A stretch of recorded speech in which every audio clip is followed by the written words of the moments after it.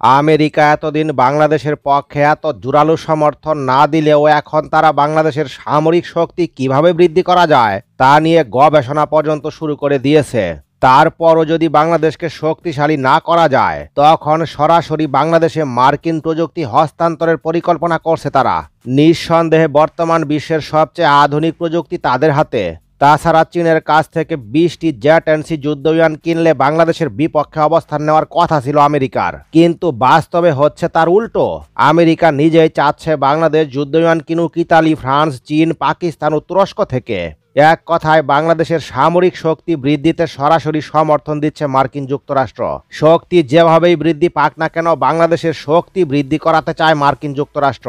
যদিও বর্তমানে চীন ও আমেরিকার মধ্যে উষ্ণ সম্পর্ক বিদ্যমান, তারপরও বাংলাদেশের স্বার্থে ভারতকে চাপে রাখতে দক্ষিণ এশিয়ার পুরনো সমীকরণ ভেঙে নতুন সমীকরণের বৃত্ত তৈরি করতে চায় তারা।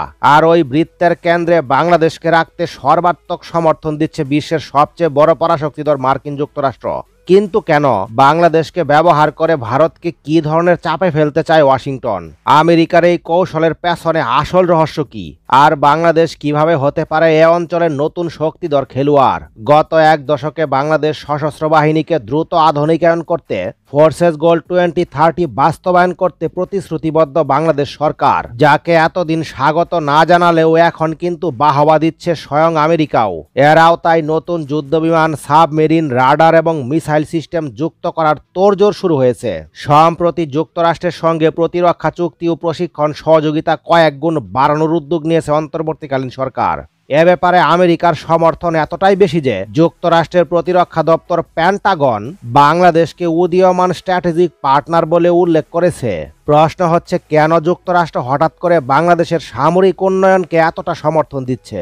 আসলে ভারতের ক্রমবর্ধমান প্রভাব ঠেকাতে শত্রু চীন ও বাংলাদেশকে একসাথে নিয়ে নতুন এক ব্যালেন্স তৈরি করতে চায় আমেরিকা।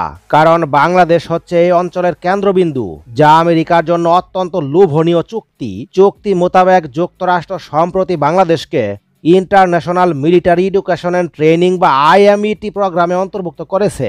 শীঘ্রই তা বাস্তবায়ন করতে একাধিক সামরিক অফিসার যুক্তরাষ্ট্রে উচ্চতর প্রশিক্ষণ নিচ্ছে।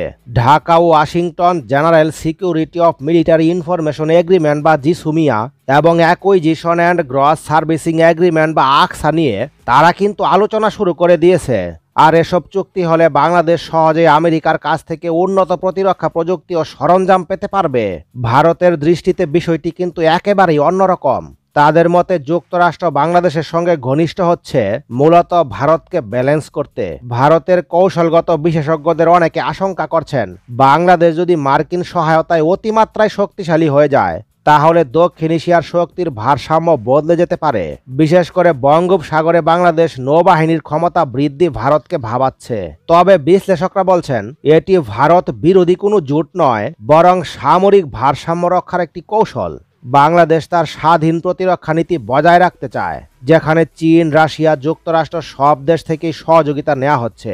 অন্যদিকে যুক্তরাষ্ট্র চায় বাংলাদেশ যেন চীনের দিকে ঝুঁকার পাশাপাশি আমেরিকার দিকেও সমানভাবে ঝুঁকে। ফলে উভয়ের স্বার্থ এক জায়গায় মিলে গেছে। অর্থাৎ দক্ষিণ এশিয়ায় এখন শুরু হয়েছে নতুন ভূরাজনীতির খেলা। আর এই খেলায় বাংলাদেশ কতটুকু কার্যকরী ভূমিকা পালন করতে পারবে বলে আপনি মনে করছেন? কমেন্টের মাধ্যমে জানাতে ভুলবেন না। পরবর্তী নতুন ভিডিও সবার আগে পেতে লাইক, শেয়ার, কমেন্ট এবং সাবস্ক্রাইব করতেও ভুলবেন না।